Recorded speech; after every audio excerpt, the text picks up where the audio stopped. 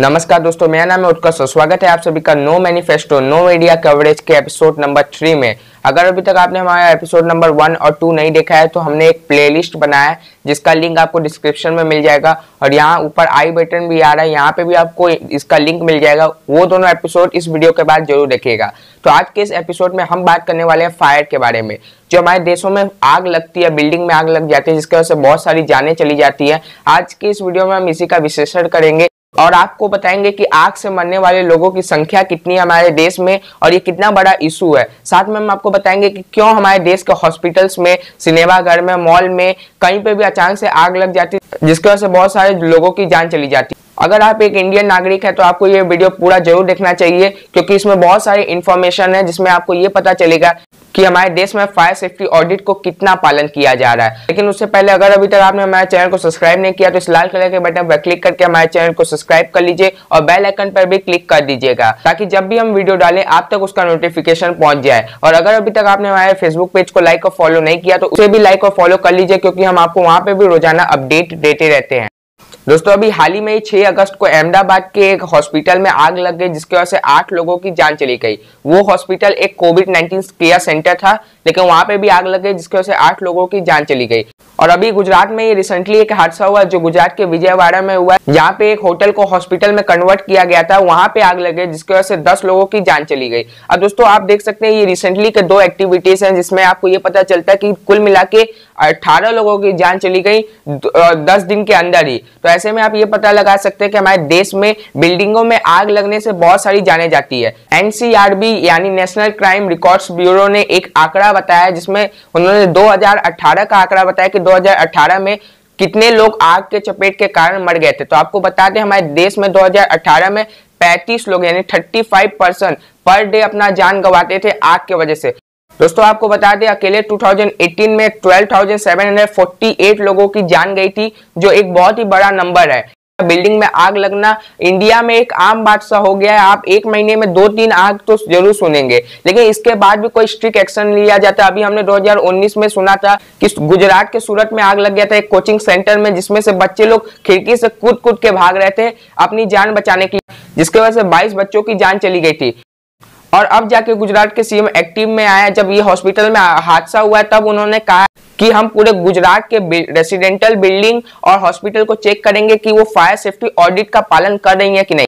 अब दोस्तों, आइए आपको बता दें नेशनल बिल्डिंग कोड जो ब्यूरो ऑफ इंडियन स्टैंडर्ड ने लिखा है वो क्या है। इसमें बहुत सारे दोस्तों पॉइंट है, इसमें आपको ये बताता है कि अगर बिल्डिंग में आग लगती है, दोस्तों आजकल टेक्नोलॉजी का जमाना है, बहुत सारे वायर शॉर्ट सर्किट की वजह से आग लग जाती है। तो जो ये नेशनल बिल्डिंग कोड है ये बताता है कि अगर आपके बिल्डिंग में बाई चांस आग लग जाती है तो आप उस पर कैसे काबू पा सकते हैं। इसमें बहुत सबसे पहला पॉइंट लिखा है वो है फायर डोर का।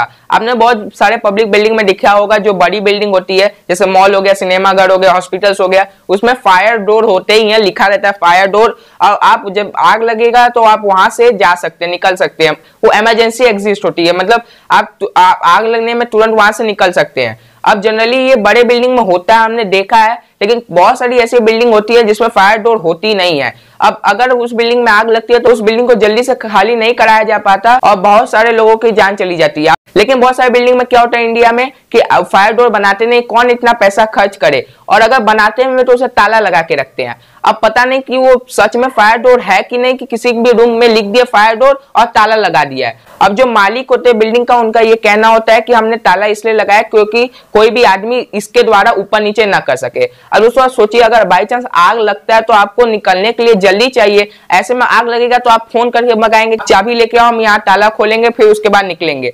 तुरंत आपको गेट खोलना होगा, बस एक लॉक लगा के रखिए, कोई भी आदमी उसे खोल के तुरंत बाहर भाग सके अगर आग लगे तो। अब बताइए वो सीढ़ी में कौन चोरी करने जा रहा है, आपको इतनी क्या सिक्योरिटी प्रॉब्लम है? ज्यादा तो एक सिक्योरिटी गार्ड रख लीजिए, आपकी तो बड़ी बिल्डिंग भी है, लेकिन ऐसा नहीं करते, उन लोग ताला मार के रखते हैं। अब पता नहीं क्या उनको सिक्योरिटी रीजन आता है। साथ में गवर्नमेंट ये फायर डोर के बारे में एक और चीज कहती है कि फायर डोर की वाइड जो होनी चाहिए, यानी चौड़ाई जो होनी चाहिए 2.4 मीटर की।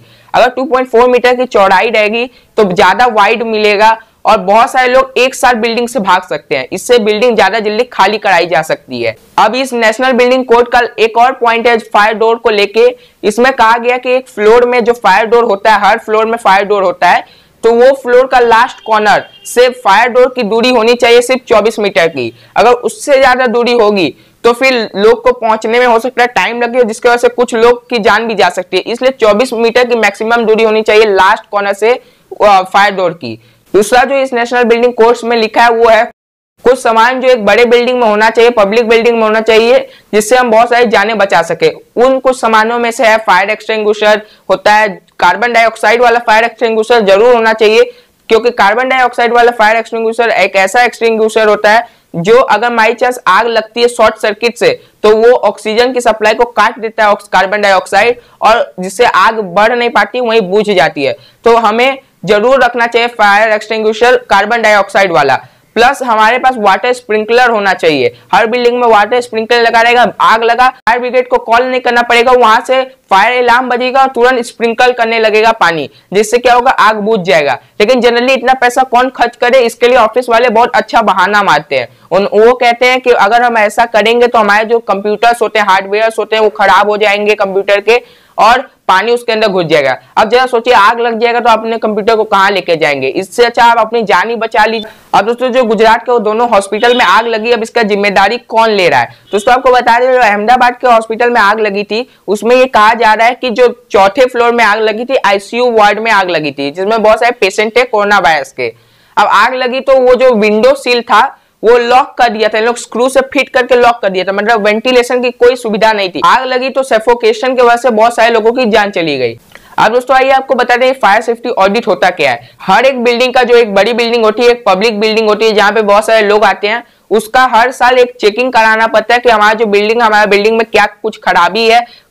इलेक्ट्रिक को चेकिंग कराया जाता है, इलेक्ट्रिक वायर को चेकिंग किया जाता है। एक फायर ऑफिसर आके ये सब चेक करता है कि अगर इस बिल्डिंग में आग लगती है तो क्या इसमें लोग सुरक्षित रहेंगे, क्या लोगों को जल्दी से निकाला जा सकता है कि नहीं। दोस्तों इस कंट्री का सिटीजन होने के नाते मैं यही कहना चाहता हूं कि ये सब मुद्दे को बहुत ही गहराई से लिया जाए और गवर्नमेंट को इस पे बहुत ही ज्यादा बड़ी कदम उठानी चाहिए, जैसा गुजरात के सीएम ने अब उठाया। अगर वो पहले सूरत में जो हादसा हो उसी समय उठा लेते या उससे भी पहले उठा लेते तो हमें इतने लोगों की जान नहीं देनी पड़ती और हमारे देश में बहुत सारे लोग बच जाते।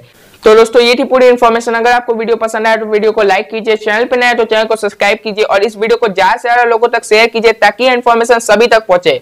दोस्तों अपना बहुमूल्य समय देने के लिए धन्यवाद। जय हिंद, जय भारत।